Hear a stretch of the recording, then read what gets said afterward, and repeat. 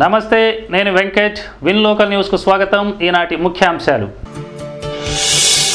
అనధికార వాటర్ ప్లాంట్ల జోరు, మినరల్ పేరుతో జనరల్ వాటర్ నియంత్రణలో అధికారుల విఫలం.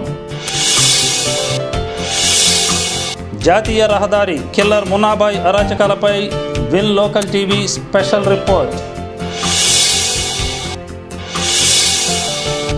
మహిళా అభివృద్ధి శిశు సంక్షేమ శాఖ కార్యాలయాన్ని ముట్టడించిన అంగన్వాడీ కార్యకర్తలు, అప్రమత్తమైన పోలీసులు. ప్రజా ఆరోగ్యంపై దృష్టి సారించాల్సిన ఆయా శాఖల అధికారులు నిద్రమత్తులు జోగుతున్నారు.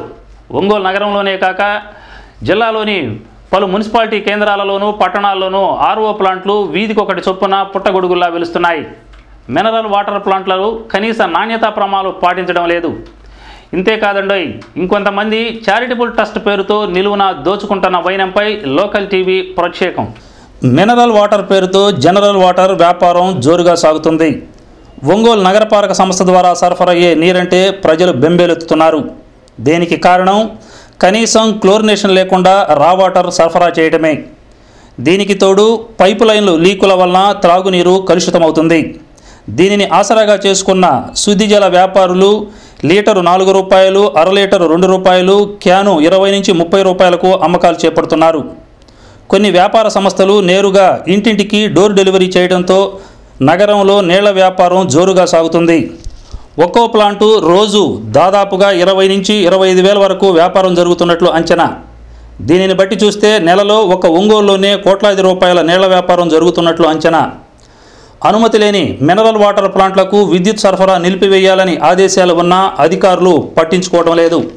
వాటర్ ప్లాంట్ ఏర్పాటుకు భారతీయ ప్రమాణాల బ్యూరో ఆధ్వర్యంలో ISI ముద్ర వేయాల్సి ఉండగా ప్రాథమిక అనుమతి కోసమే దాదాపుగా 3 లక్షలు ఖర్చు చేయాల్సి ఉంది. ప్రతి సంవత్సరం రెన్యువల్కు 89,000 చెల్లించాల్సింది. ప్రతి కేంద్రంలో మైక్రోబయాలజీ, కెమిస్ట్రీ ల్యాబ్, ప్లాంట్లో AC ల్యాబులు ఏర్పాటు చేయాలి. అయితే నగరంలో దాదాపు 40 వరకు శుద్ధినీటి కేంద్రాలు ఉండగా వాటిలో 4 కేంద్రాలకు మాత్రమే ISI గుర్తింపు ఉన్నట్లు తెలుస్తుంది. 10 ప్లాంట్లు RO ప్రాసెస్ చేయకుండానే డైరెక్ట్గా బోరింగ్ నుంచి నేరుగా స్టోరేజ్ పాయింట్కు పంపి ఇసుకతో ఫిల్టర్ చేసి నేరుగా బబుల్స్కు నింపుతున్నారు.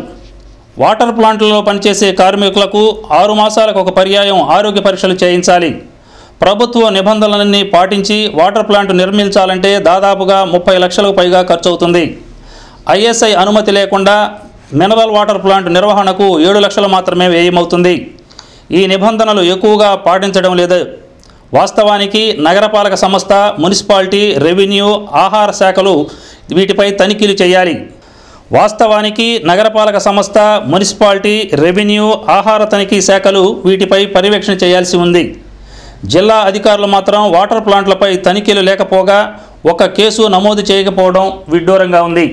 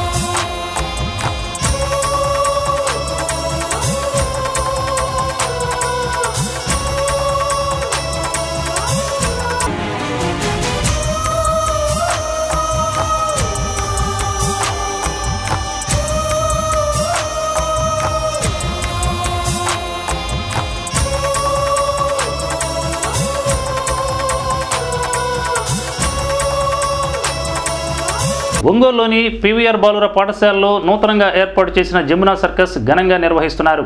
ఈ ప్రదర్శనలో కళాకారులు చేస్తున్న ప్రదర్శనలు ప్రజలను ఆకట్టుకుంటున్నాయి. లైటింగ్ తగ్గియాలా? లైటింగ్ ఏమన్నా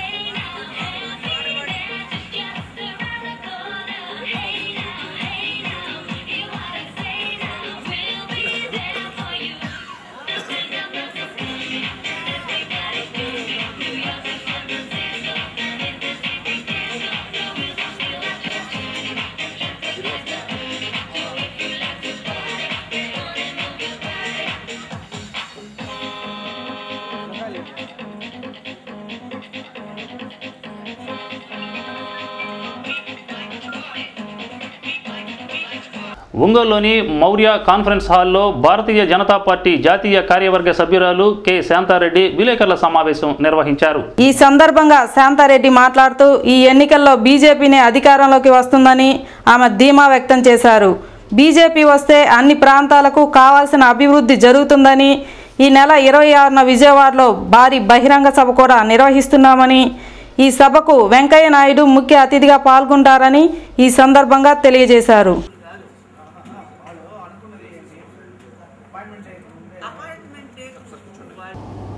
సవరణలకు వీలు కాలిన దాన్ని ప్రధానమంత్రి ప్రతిపాదనల ద్వారా సీమాంధ్రకి న్యాయం చేయడం జరిగింది.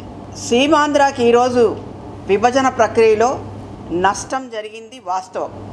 అత్యధిక ఓట్లేసి గెలిపించిన ప్రజలకి, సీమాంధ్రలో ఉన్నటువంటి ప్రజలు కాంగ్రెస్ మొండి వైఖరి మాత్రమే. విభజన జరగకముందు రాజకీయం చేసి నష్టపోయాము. విభజన జరిగిన తర్వాత కూడా ఇక్కడ ఉండేటువంటి రాజకీయ పార్టీలు పరస్పర దూషణ వల్ల మరింత నష్టపోతారు. ఈ విభజన ప్రక్రియ మానుకోకపోతే అత్యంత నష్టపోయేది తెలుగుదేశం పార్టీ. ఈ అపాయింట్మెంట్ డేకి, అంటే డే 1 విభజన పూర్తయిందనే డే 1 ఏదైతే ఉందో అపాయింట్మెంట్ డే అంటాం, ఆ అపాయింట్మెంట్ డేకి 3.5 నెలల కాలం పట్టింది. మద్రాసు రాష్ట్రం నుంచి మనం విడిపోయినప్పుడు ఆ రోజు ముఖ్యమంత్రి రాజాజీ అపాయింట్మెంట్ డేని కూడా అసెంబ్లీలోనే ప్రకటించేసినారు. ఒక క్లాలుగాను ప్రధానమంత్రి ఇచ్చినటువంటి వాగ్దానాలని క్యాబినెట్ మీటింగ్ పెట్టి అపాయింట్మెంట్ డే లోపల, this is my main caption, appointment day లోపల క్యాబినెట్ మీటింగ్ పెట్టి ఆ డిపార్ట్మెంట్లకు డైరెక్షన్స్ ఇచ్చి, క్యాబినెట్లో ఇచ్చినటువంటి దాన్ని డైరెక్షన్స్ ఇచ్చి జీవోలుగా తీసుకొని రావాలి, హక్కులుగా తీసుకొని రావాలి. ఇదేది తేకుండగా కేసీఆర్ అక్కడ కలుస్తున్నాడని, కేసీఆర్ మద్దతు కోసం అని చెప్పి అతని ఒత్తిడితోటి అపాయింట్మెంట్ డేని కానీ ముందు జరిపి క్యాబినెట్ మీటింగ్ పెట్టకుండా జరిపితే సీమాంధ్ర ఇంకా చాలా నష్టపోతుంది. హక్కుగా సాధించకుండానే రాష్ట్రం విడిపోయిందంటే మళ్ళీ క్యాబినెట్ దీన్ని తీసుకొని రాలేనటువంటి పరిస్థితి.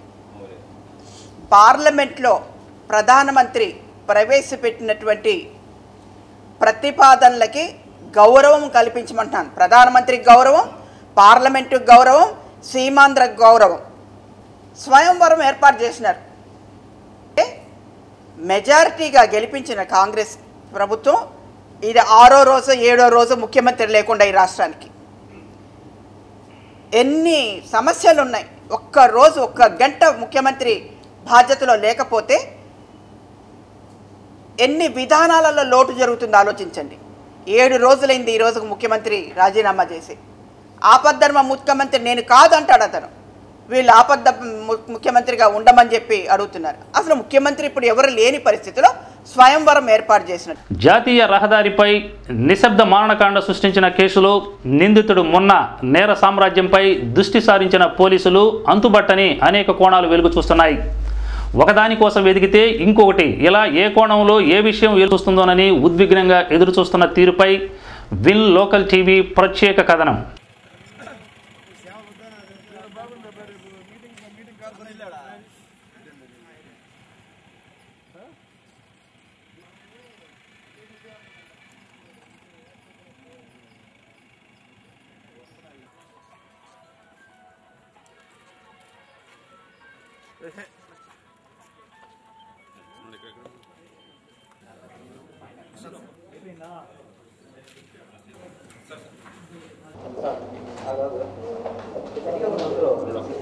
A3, A4, A5 అది కూడా చూస్తాం.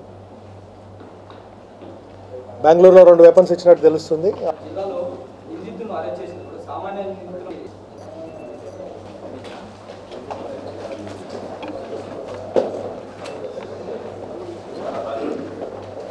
నోటీస్ చేశారు అందరికీ. తెలుగు వాళ్ళకి తెలుగు, ఇంగ్లీష్ వాళ్ళకి ఇంగ్లీష్.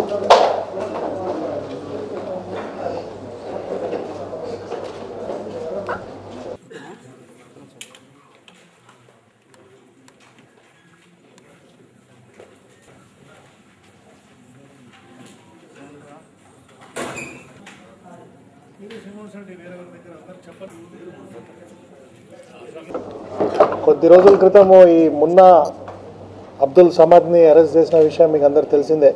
మున్నా గ్యాంగ్కి చెందిన ఇంకో 4 అక్యూజ్ని మొహమ్మద్ జమాలుద్దీన్, ఇతను బెంగళూరులో డ్రైవర్గా పనిచేస్తూ ఉన్నాడు. షేక్ ఖాదర్ బాషా, ఇతను ఒంగోలుకు చెందినతను. తర్వాత తుమ్మల సురేష్ కుమార్, అమీర్పేట్ హైదరాబాద్ చెందినతను. కొరబిల్ల అప్పలస్వామి నాయుడు, విశాఖపట్నం చెందినతను. ఈ 4 కూడా మున్నా ఒక అసోసియేట్స్.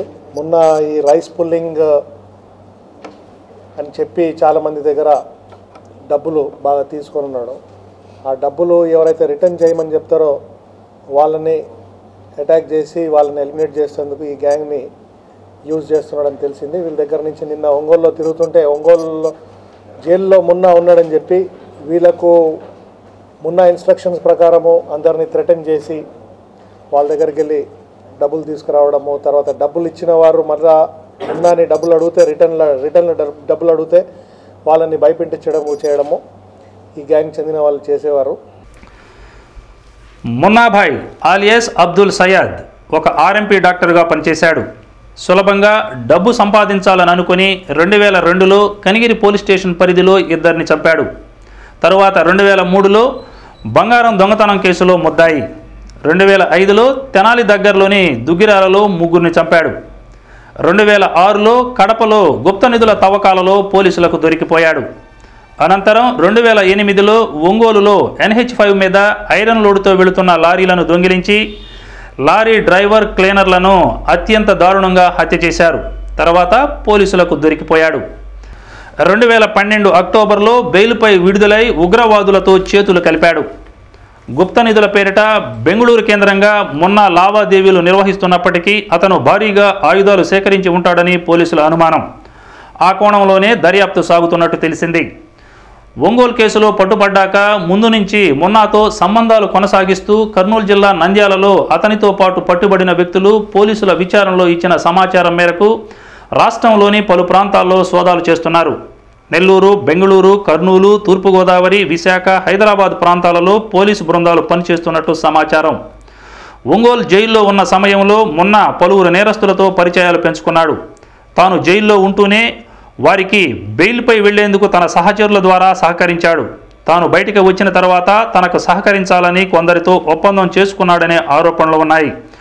అటువంటి వ్యక్తుల సహకారంతోనూ మొన్న దందా నిర్వహిస్తున్నాడనే సమాచారం పోలీసుల వద్ద ఉంది. పోలీసుల దర్యాప్తు అత్యంత గోప్యంగా సాగుతుంది. ఇప్పటికే పోలీసులు కొంత కీలక సమాచారం సేకరించినట్లు తెలిసింది. గుప్త నిధుల పేరిట పలువురు అధికారులు, వ్యాపారులు, రాజకీయ నాయకులను ఆకట్టుకొని వారి నుంచి లక్షలాది రూపాయలు వసూలు చేసిన మున్న దుబాయ్ వంటి విదేశాలతోనూ లావాదేవీలు నిర్వహించవచ్చునని అనుమానిస్తున్నారు. ఇక్కడ పరిచయస్తుల ద్వారా దుబాయ్లో ఉన్న వ్యక్తులతో సంబంధాలు పెట్టుకొని వారి నుంచి కూడా వసూళ్లకు పాల్పడి ఉంటాడని భావిస్తున్నారు. ఇందుకోసమే అంతర్జాతీయ బ్యాంకుల్లో ఖాతాలు తీసుకొని వాటి ద్వారా విదేశాల నుంచి నిధులు పొందినట్లు సమాచారం. ఈ క్రమంలోనే హ్యాకింగ్ వంటి నేరాలకు పాల్పడినట్లు పోలీసుల భావన. త్వరలోనే ఈ కేసు ఒక కొలికొచ్చే అవకాశం ఉంది.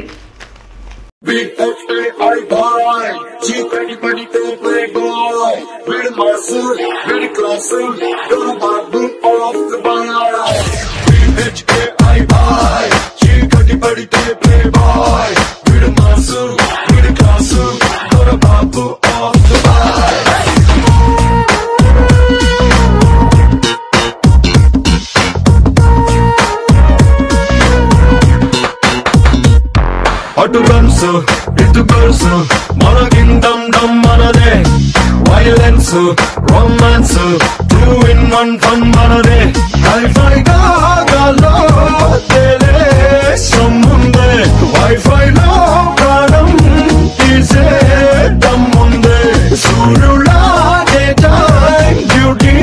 అంగన్వాడీల సమస్యలు పరిష్కరించాలంటూ రాష్ట్ర వ్యాప్తంగా అంగన్వాడీ కార్యకర్తలు, ఆయాలు చేపట్టిన సమ్మెలో భాగంగా నేడు మహిళా శిశు సంక్షేమ శాఖ కార్యాలయం వద్ద ధర్నా నిర్వహించారు. అంగన్వాడీలు మాట్లాడుతూ కొన్ని దశాబ్దాలుగా చాకరీ చేస్తున్నా కనీస వేతనాలు ఇవ్వటం లేదని ధ్వజమెత్తారు. పనికి తగిన వేతనం 10,000 చెల్లించాలని, ఉద్యోగ విరమణ ప్రయోజనాలు కల్పించాలని వారు డిమాండ్ చేశారు. ఈ కార్యక్రమంలో కెవి సుబ్బమ్మ, కె శ్రీదేవి, శకుంతల తదితరులు పాల్గొన్నారు.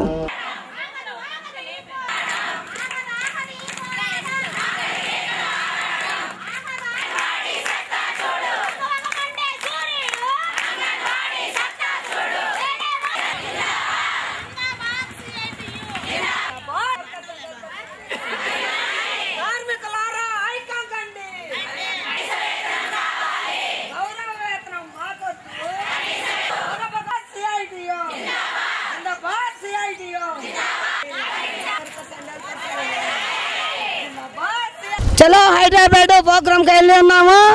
అక్కడ ఎక్కడోలా అక్కడిని నిర్బంధించి ట్రైన్లో పట్టుకొని పోలీస్ స్టేషన్కి పంపించడం జరిగింది. ఇందిరా పార్కుకు పోతే 4:30 కల్లా ఇందిరా పార్కుకి వెళ్ళున్నాం మేము. అక్కడ పోయేటప్పటికే పోలీసు వాళ్ళు భయంకరంగా ఉండారు. అయినా కానీ వాళ్ళ ఆటుపోట్లకు తట్టుకొని మేము అక్కడే ఉండి మా ఉద్యమాన్ని కొనసాగించాను. దాని సందర్భంగా రాష్ట్ర ప్రభుత్వం చర్చలు 26వ తారీఖున నిర్వహిస్తామని చెప్పింది.